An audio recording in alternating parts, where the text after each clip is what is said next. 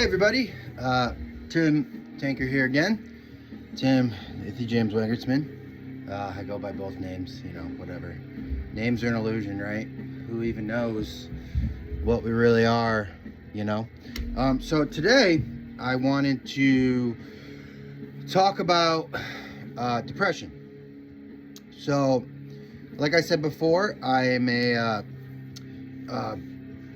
I'm an addict. Obviously, I've made that pretty clear. And all my stuff, a recovering addict. Been recovering for about, in June it'll be 7 years, which is fucking dope. I actually had a dream last night, because I have my sober date tattooed on me, right here, baby. The last time I drank, and actually that's kind of a funny story. Talking about depression, I was in the first year of dating my wonderful, amazing girlfriend Beth, and I had just been itching to drink. So I waited for her to go for the weekend because she was doing a tattoo event up in upstate New York, a motorcycle event, Girls Ride Out. She was doing with Tracy Rose from Lucky Soul Tattoo. And I knew when she left I was going to watch Stormy and stay at her apartment. And I knew the second she left I was going to drink, unfortunately. I had already made the, relapse happens a couple weeks before. You start running tape in your head. You start thinking, maybe it wasn't that bad. Maybe I missed the feeling. Maybe I can try this again. Maybe I can make this work in my life. Obviously, for me, doesn't work. So she left around 10:30 in the morning, and at 11, I drove, embarrassingly enough, I just felt awful about it, to the liquor store and bought a bottle of whiskey. So, I ended up pounding that bottle of whiskey, got on Facebook, texting all my friends, oh man, this is great. I felt good for about 15 minutes until I passed out. So, blackout ensues. Luckily, Stormy was fine, and I was able to take care of him, and I ended up, just drinking more, and this and that, and, so, when the next day, because she was gone the weekend, I hadn't told her yet that I was drinking. I was lying through text and stuff. I'm a pretty good liar, as most addicts are, and alcoholics are. Pretty much do anything, or at least I can't speak for everybody. I don't want to speak for everybody, but I had any excuse to use. You know what I mean? I don't deserve to feel this way. I don't deserve to have this anxiety. I don't deserve to have this depression. And in my case, and in a lot of cases, turns out that drinking depresses you. That's what it does. So, this was the last time I used again. And I remember waking up in the middle of the night, and Stormy was usually in bed with me. And I walked out, and he was on the couch, and he just gave me the most fucking disgusted look I've ever seen in my entire life. And obviously, people couldn't get through to me to stay sober. But when I realized that Stormy was looking into my fucking soul, and he was like, hey man, not fucking cool. Like, I don't want to be near you. That hit a fucking chord. And that's a little story about the last time I drank. So that was why I, divert your eyes. But that's why I got my Captain Bulldog on my belly. Amazing tattoo I got from Beth Potter. Because the dude, he showed me the light. He showed me the way. And I thought, you know what I mean? Like, dogs love unconditionally, and he was obviously loving me in a tough love way, which is something, my boys, Ralph and Henry, when I had them, and I would drink, and my ex would go away and stuff like that, they would always be worried, and they would cuddle up on me, and I would just kind of like go with it, try to ride it out. And Stormy was having none of that. He was like, dude, if you're gonna fucking drink and be that way again, you're better than that. Get the fuck out. was pretty much his attitude. So that was the last time I drank, and that was the day after was this date. What was that? June 6th, 17th. So again, like I said, I want to talk about depression. So depression usually isn't something that affects me too bad, but this winter, it's been tough. I see out there it's been tough for a lot of people, and that really, really sucks.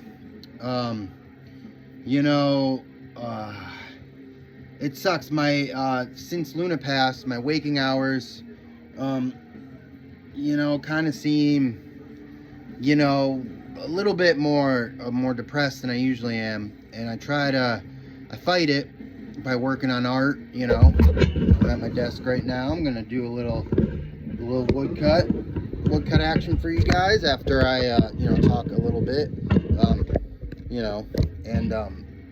so yeah. So this month, I've been depressed. It's you can admit it. I like to admit it and say it to try to separate myself from it, because I know that I'm not my depression. That's not what defines me.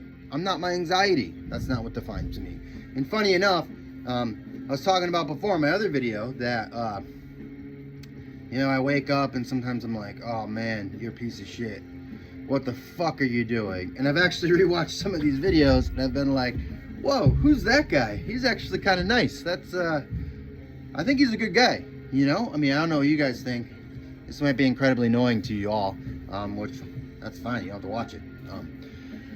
But with that being said, depression is a mind killer. Fear is a mind killer.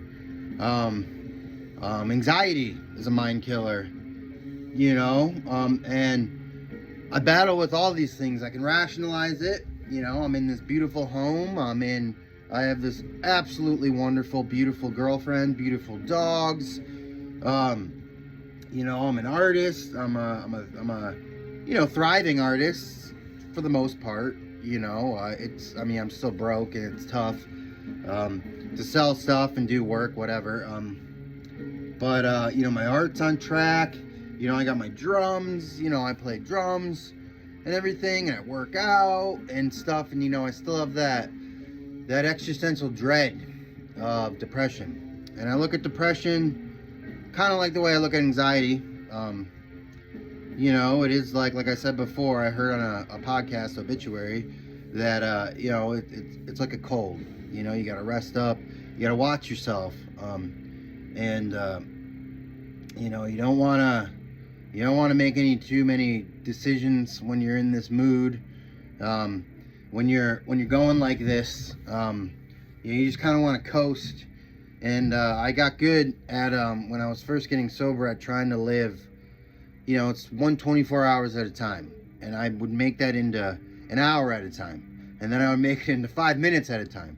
And then when I was withdrawing, I was like, okay, 1 minute at a time. If I could just feel good for 1 minute, that's positive.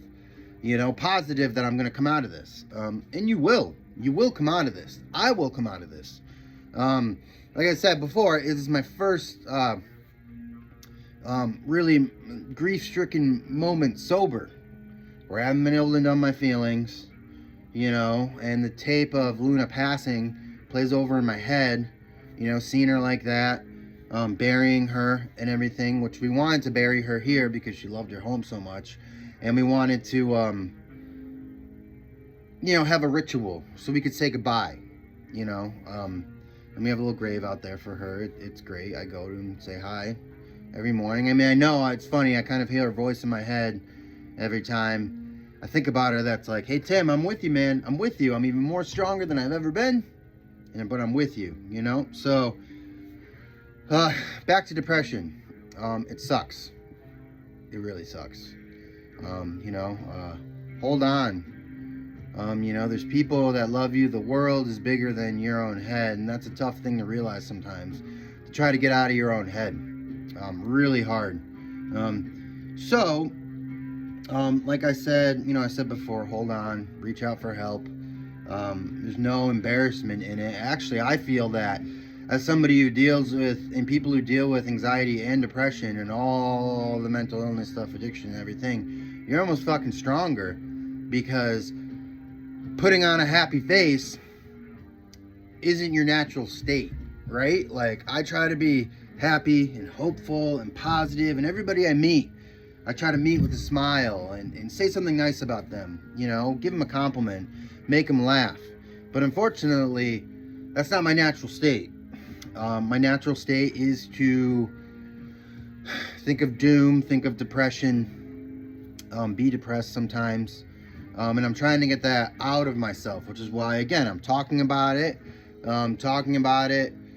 You release it, get it away from me. You know what I mean? Like I said, this isn't fucking me. Depression isn't me. You know what I mean? I'm a happy guy. I got a great fucking life. You know?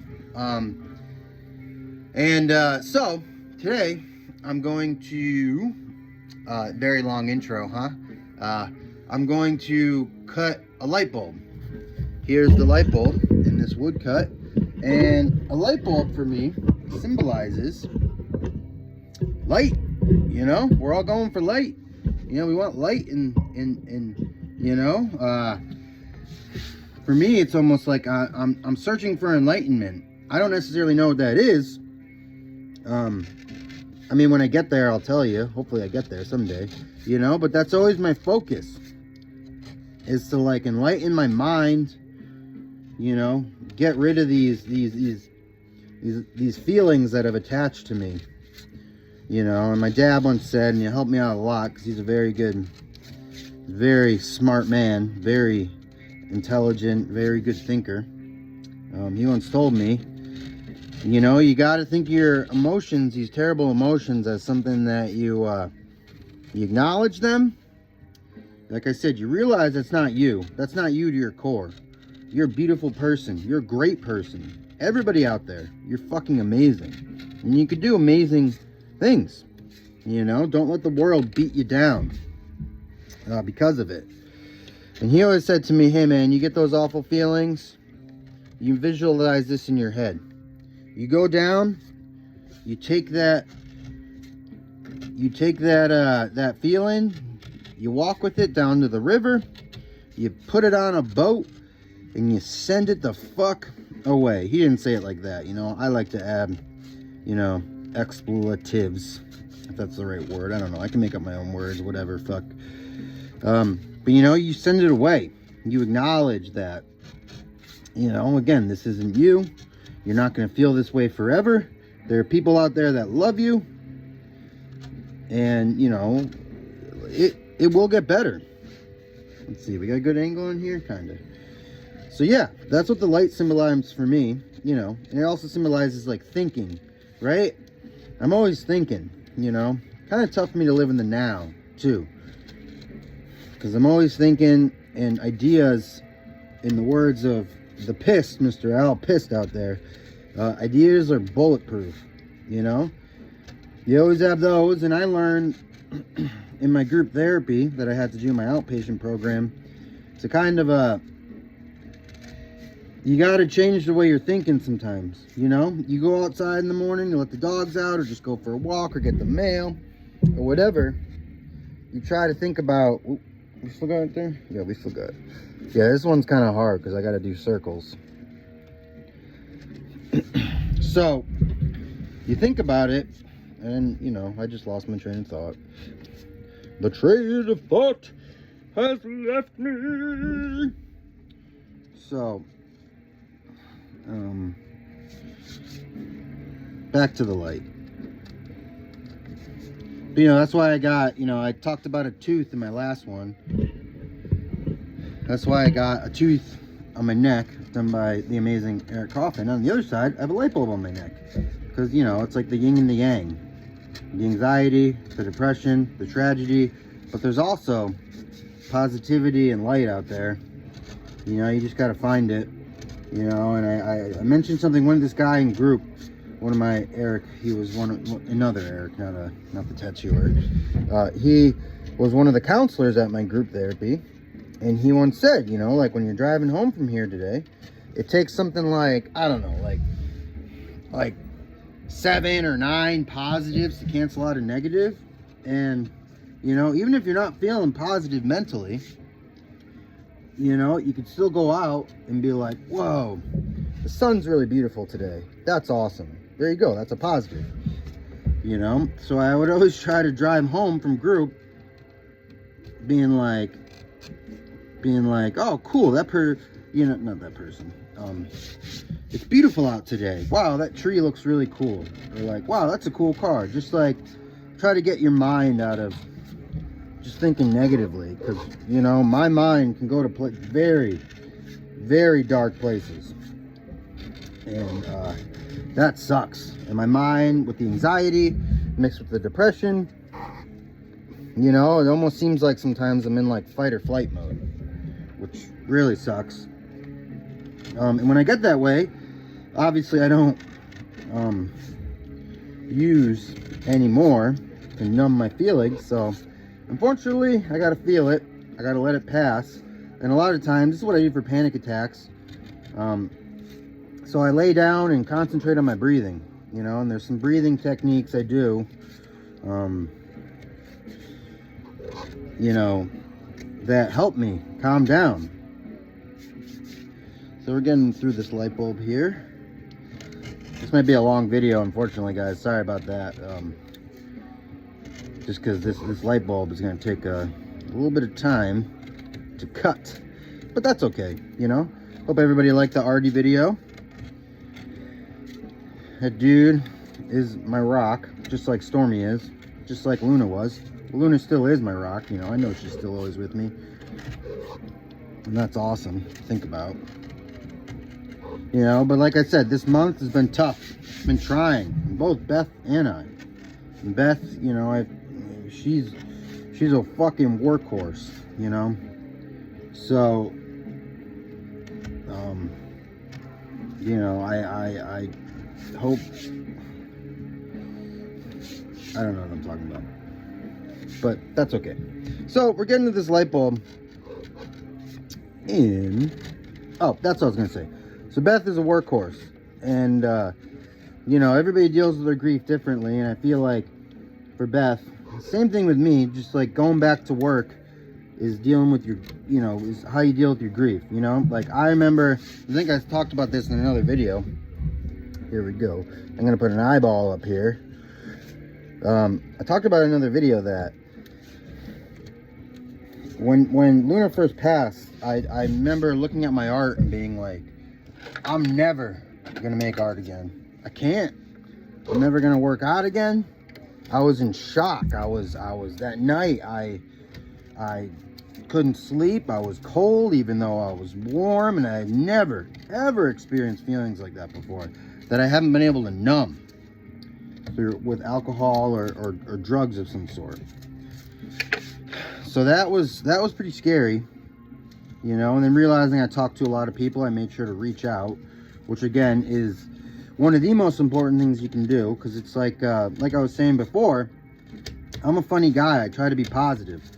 In my last relationship, I was very, very negative. I put all, you know, I loved, obviously, because I'm a loving guy, but I put all my anxiety and my negativity and my fear on my ex, which was not fair to her. So I made a point that my next relationship, which ended up being with the beautiful, the amazing, the stunningly beautiful, amazing Beth Potter. Oh boy, I just fucked up there. All right, well, whatever. We'll see if we can fix it. Well, we will fix it, because, you know, you won't know that I fucked up when you see the print. Hopefully. So, and again, I lost it. But,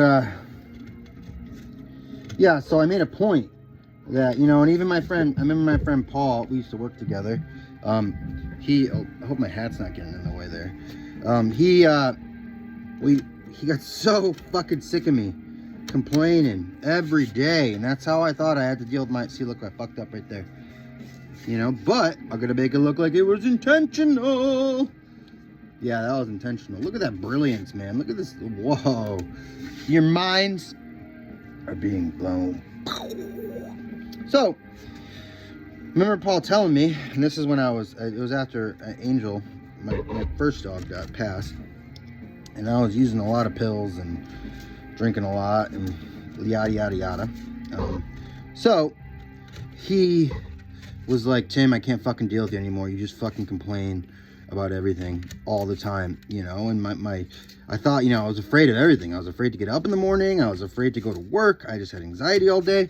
And then I'd come home and, you know, numb it all and be like, wow, I feel great now. Why can't I feel great? I used to tell myself with drinking, oh, I'll drink until the anxiety goes away. And then I would drink about, you know, 12 more beers after that and get fucking plastered. And then the next day, you know, the nightmare would start all over again. But again, this is a type of depression that I've been feeling lately that is, you know, I just have to go through it, know that, you know, if I mean, it's not super bad that I think I would need a change in my meds or to talk to my doctor, but you know, you gotta feel it, you gotta go through it. And like I said, you know, I don't like to make any like too crazy decisions about stuff when I'm in a state like this. You know, I just kind of try to get happy when I can get happy, you know. And you know, obviously it's tough because it's the winter, and the funny thing is winter is usually my favorite season, you know. But it's almost like when you're depressed you feel colder, which I guess if you're depressed in the summertime you feel hotter, right? So you know, I've just been trying to be aware of where I'm at mentally, and you know that it's good to talk to people. It's good to talk to my mom, you know, it's good to talk to my brothers, my friends, you know, just kind of show them what's up. You know, like I said, the more you talk about these things, the more you can kind of get it out, and so it's not just hanging on in your body, because that's the worst thing, is I think, is to hold it in and you know, I'm just gonna, my hat keeps bumping this, so I'll just put it on fucking backwards, you know.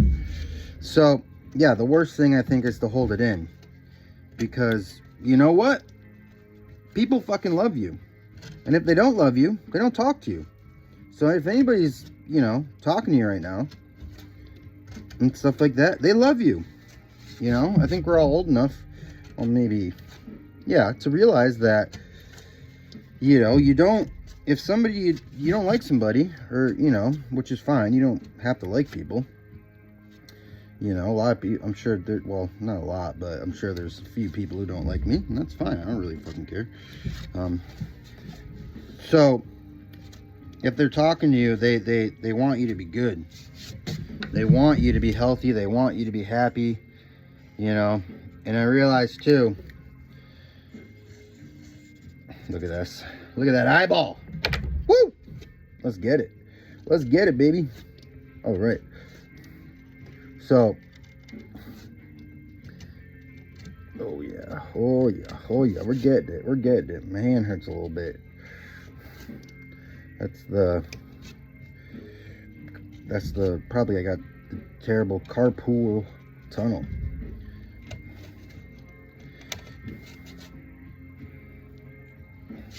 All right, so that's the eyeball. So let's, yeah, it's light. I know the light's got fucking, not rays coming out of it, fucking little raindrops, I guess. I don't know. It doesn't have to make sense. But yeah, so the light bulb for me is a symbol of positivity.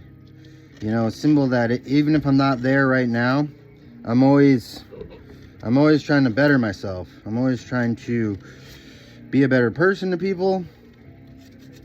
I'm always trying to, you know, just try to, you know, hold on to any type of positivity you have, you know, whether it be your cat, your dog, you know, whether it be your cup of coffee in the morning, You know, you just kind of have to. I made that print. The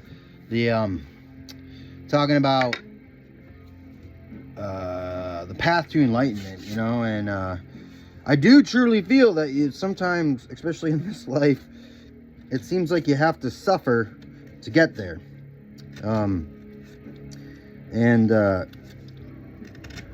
You know, this month, I definitely feel like we've suffered a bit. You know, Christmas was weird. We ended up staying up here because we got some bad storms and stuff, and we wanted to just, you know, which probably ended up being for the better because, you know, Beth and I just kind of need to heal together. And you know, we know that Luna would never want us to be sad, which is funny that I say that. Is that's what when she passed, that's what I immediately thought. And I was like, oh my god, Luna would be going crazy right now if she knew how fucking sad we were. And yeah, she wouldn't. She was, you know, obviously Stormy and Arthur were fucking amazing and still are, and helping us heal.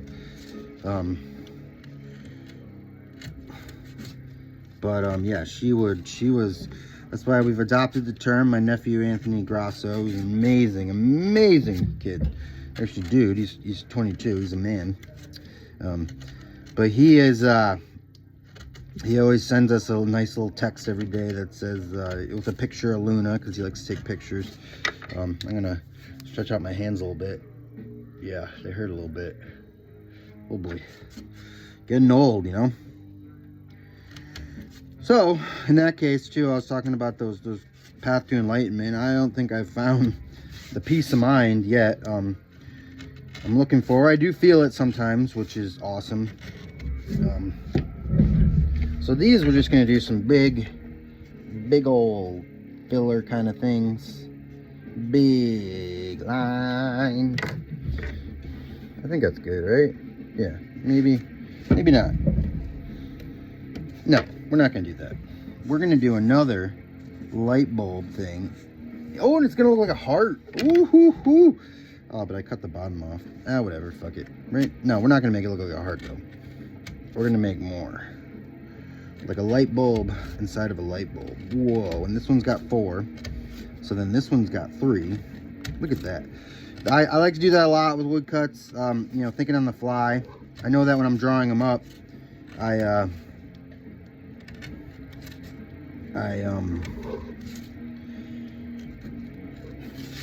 know that stuff's gonna change. So sometimes I'll just like put filler like I did there, knowing that, you know, when I cut it, the way I feel when I cut it, it might change. So that's why I have my marker, and you know, oh yeah, that's cool. I'm digging that. Oh, yep. Actually, maybe I should just leave it black, huh? Yeah, it looks kind of cool, right? Maybe I'll just do a white line in it. Yeah, this is gonna fuck it up. See, I'm fucking it up. I'm not fucking it up. It is what it is.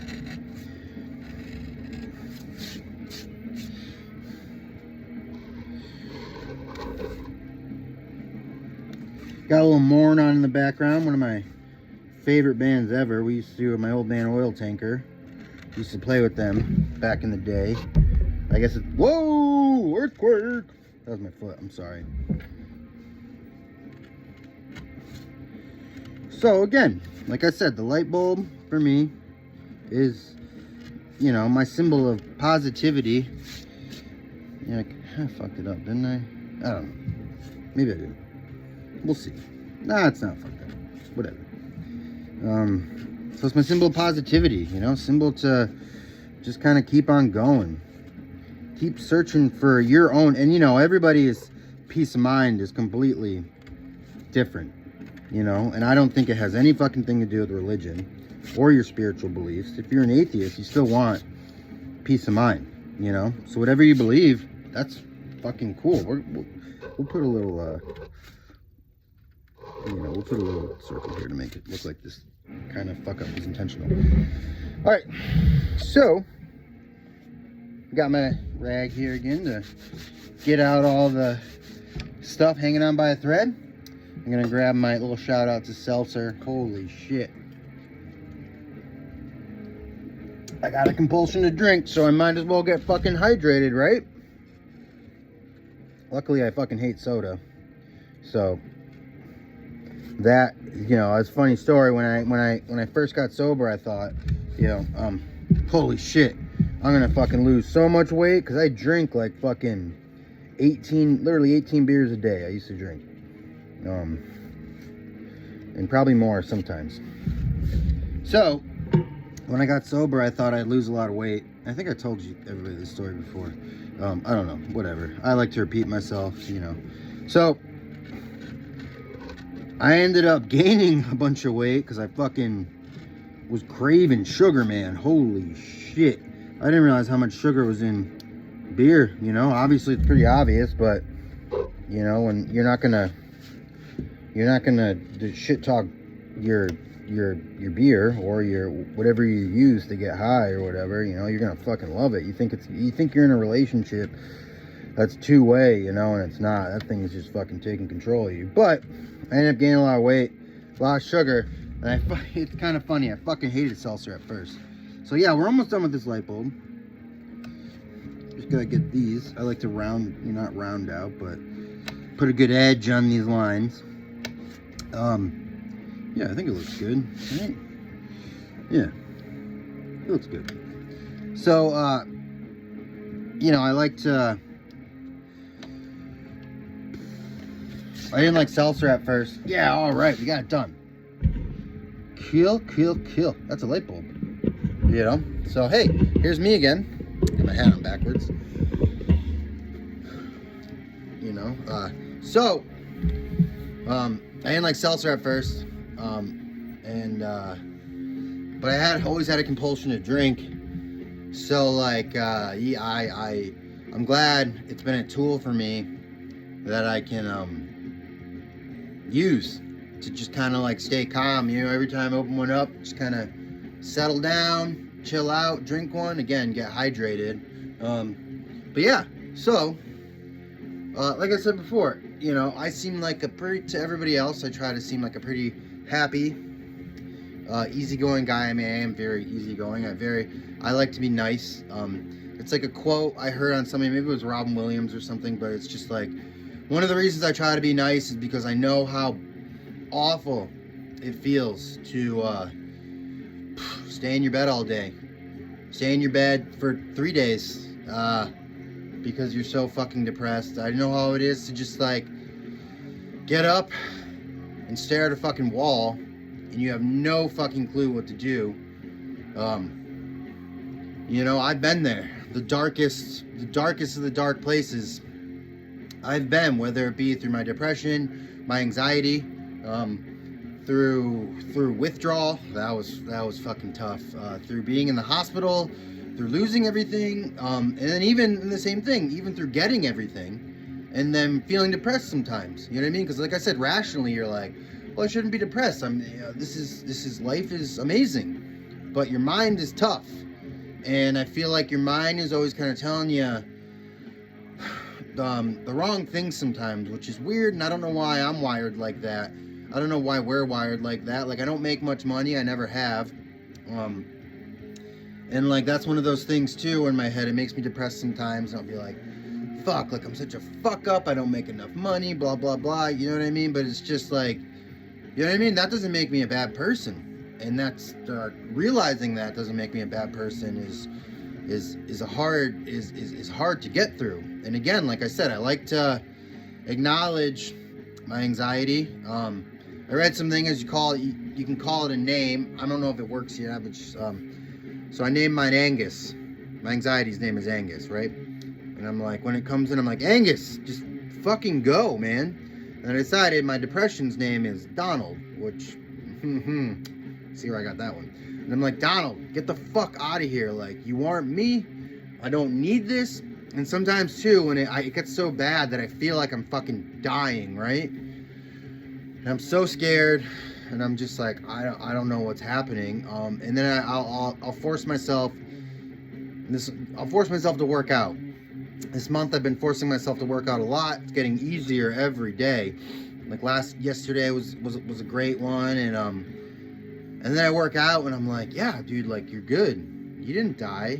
You're good.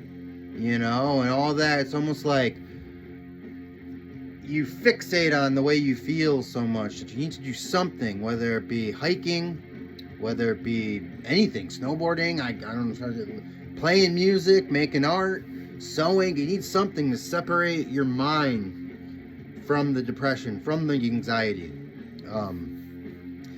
So yeah, with that being said, I hope some of this helps. I hope, you know, I always kind of thought that I'd be, you know, I was like, hey, like I always kind of wanted to counsel people after I got sober, and then I was like, well, I'm not fucking going to school again because that's crazy. And you know, I'm kind of a little too rough around the edges to be certified to counsel people and everything. And but I always felt like that I'm an open book now. Not trying to be a tough guy anymore. I'm not a tough guy. You know, and I'm trying to, you know, like everybody else, live day by day, you know. And even when I was in group, the people I got along with, or not the people, but the counselors I got along with the best were the ones that have been through the mud, have been through the trenches, been through the wars of addiction, through depression, through anxiety, through all of it. So yeah, I mean, again, like I was talking about in the anxiety video, hang in there, you know. It does get better. People love you. I love you. You're good in this world. You're a bright, shining fucking light, and I don't care who fucking says you're not. If they want to project that negativity on you, they can do a fuck right off. You know? So, with that being said, I love you all. If you've made it this far, thanks for watching. It's a bunch of nonsense, but it's my nonsense. And you know what? I love myself, and that's awesome. And I love you too. Have a good one.